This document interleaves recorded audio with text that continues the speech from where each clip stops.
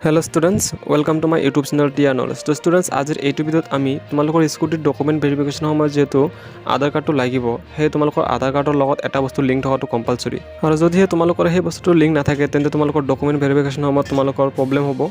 तो जदिहे नाइ तेन्ते तुमालोक केनेকৈ निजर आधार कार्ड ठीक কৰি লবা हेतु जनाम। लगते बहुत स्टूडेंट्से मोक कमेंट কৰি আছিল যে मोर आधार कार्ड नाइ तो स्कुटी पाम ने नाइ और किछुमाने हुदि आছিলে যে मोर आधार कार्डत नाम भूल হৈ আছে আৰু आन किछुमाने আকৌ हुदि আছিল যে मोर मोबाइल नम्बरটো भूल হৈ আছে। तो स्टूडेंट्स जदिहे तुमालोकर आधार कार्डर नाम बा मोबाइल नम्बरটো भूल হৈ আছে तेन्ते तुमालोके কি কৰিবা আৰু যাৰ आधार कार्ड নাই তেন্তে तुमालोके কি কৰিবা এই সম্পূৰ্ণ বিষয়ৰ ওপৰত আজি ডিটেইলছত তোমালোকক আলোচনা কৰিম। খালি তোমালোকে ভিডিওটো অলপ স্কিপ নকৰাকৈ প্ৰথমৰ পৰা শেষলৈ চাই থাকা আৰু ভিডিওটো এটা লাইক কৰি দিবা আৰু চেনেলত পোন প্ৰথমবাৰ ভিজিট কৰিলে প্লিজ চেনেলটো সাবস্ক্ৰাইব কৰি কাষতে থকা বেল আইকনটো প্ৰেছ কৰি ল'বা যাতে এনে গুৰুত্বপূৰ্ণ আপডেট তুমি সদায় পাই থাকিবলৈ সক্ষম হোৱা। তো বলা পলম নকৰি আমি আজিৰ ভিডিওটো আৰম্ভ কৰোঁ। তো স্টুডেন্টস ফাৰ্স্ট আমি আলোচনা কৰি লওঁ যে যদি তোমাৰ নাম বা মোবাইল নাম্বাৰটো আধাৰ কাৰ্ডত ভুল হৈ আছে তেন্তে তুমি কি কৰিবা। তো ইয়াৰ বাবে তোমালোকে নিজে তোমালোকৰ আশে-পাশে থকা আধাৰ চেণ্টাৰত ভিজিট কৰিব লাগিব আৰু তাত গৈ তোমালোকে সেম আগৰ নিচিনাই অৰ্থাৎ যেতিয়া ফাৰ্ষ্ট তোমালোক আধাৰ কাৰ্ডখন বনাবলৈ গৈছিলে তো তেতিয়াই নিচিনাই তোমালোকৰ দুটা হাতৰ ফিংগাৰপ্ৰিণ্টছ লোৱা হ'ব আৰু তোমালোকৰ আই স্ক্যান কৰা হ'ব আৰু তেতিয়াই যদিহে তোমালোকৰ নাম বা তোমালোকৰ মোবাইল নাম্বাৰটো ভুল থাকে তেতিয়া তাত শুদ্ধ কৰি তোমালোকৰ ৰেক্টিফাই ৰিকুৱেষ্ট সেন্ড কৰা হ'ব আৰু তেতিয়াৰ পৰা 14 দিনৰ ভিতৰতে তোমালোকৰ ভুল হৈ থকা নাম বা মোবাইল নাম্বাৰটো শুদ্ধ হৈ যাব।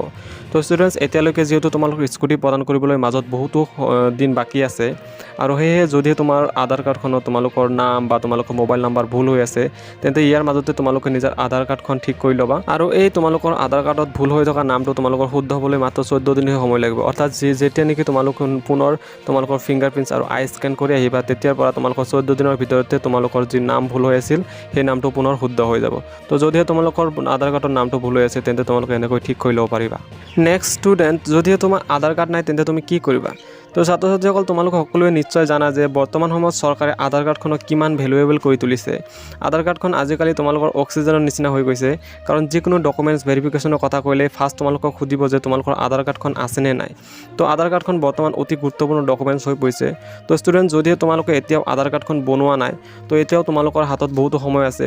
তো ইয়াৰ মাজতে তোমালোক নিজৰ আধাৰ কাৰ্ডখন বনাই ল'বলৈ চেষ্টা কৰা আৰু ইয়াৰ বাবে মাত্ৰ তোমালোকৰ 14 দিন সময় লাগিব তোমালোকৰ ফিংগাৰপ্ৰিণ্টছটো দিয়াৰ পিছত। তো সেই 14 দিনৰ পিছতে তোমালোকে নিজৰ আধাৰ কাৰ্ডটো কম্পিউটাৰ দোকানৰ পৰা তোমালোকে ডাউনলোড কৰি ওলাই লৈ আহিব পাৰিবা। আকৌ তোমালোকে ক'ব পাৰা যে মই আধাৰ কাৰ্ডৰ বাবে ফিংগাৰপ্ৰিণ্টছ দিছোঁ কিন্তু আধাৰ কাৰ্ডখন ব্লক হৈ আছে।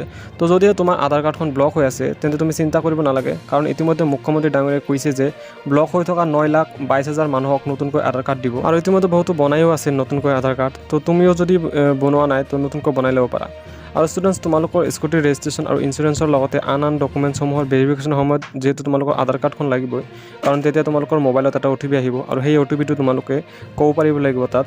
সেয়ে তোমালোকৰ নিজৰ মোবাইল নম্বৰটো আধাৰ কাৰ্ডৰ লগত লিংক থাকিব লাগিব কাৰণ স্কুটিৰ ডকুমেণ্টছ ভেৰিফিকেশ্যনৰ সময়ত আধাৰ কাৰ্ডৰ লগত লিংক থকা মোবাইলটোত যোৱা OTPটো তোমালোকে ক'ব পাৰিব লাগিব। আৰু এনেকুৱা বহুতো মানুহক দেখা যায় যে আধাৰ কাৰ্ড বনোৱাৰ সময়ত এটা মোবাইল নাম্বাৰ দিয়ে আৰু তাৰপিছত সেইটো পাহৰি যায় আৰু যেতিয়া কিবা ডকুমেণ্ট ভেৰিফিকেশ্যন কৰিব লাগে তেতিয়া আকৌ বেলেগ মোবাইল নম্বৰটো লৈ যায় আৰু OTP নাহে বুলি কৈ থাকে। তো ষ্টুডেণ্টছ তোমালোকে এনেকুৱা ভুল নকৰিবা। তোমালোকে আধাৰ কাৰ্ডৰ লগত লিংক থকা মোবাইলটো নিজৰ লগত লৈ যাবা আৰু যদিহে বেলেগৰ মোবাইল নম্বৰটো দিছিলে আধাৰ কাৰ্ডখন বনোৱাৰ সময়ত তেন্তে চেঞ্জ কৰি লোৱা মোবাইল নম্বৰটো তোমালোকৰ আশে-পাশে থকা আধাৰৰ চেণ্টাৰত গৈ কাৰণ বেলেগৰ মোবাইলটো লৈ তোমালোক কিমান দিন ঘূৰি ফুৰিবা সেই নিজৰ আধাৰ কাৰ্ডখনৰ লগত নিজৰ মোবাইল নম্বৰটো লিংক কৰি লোৱা।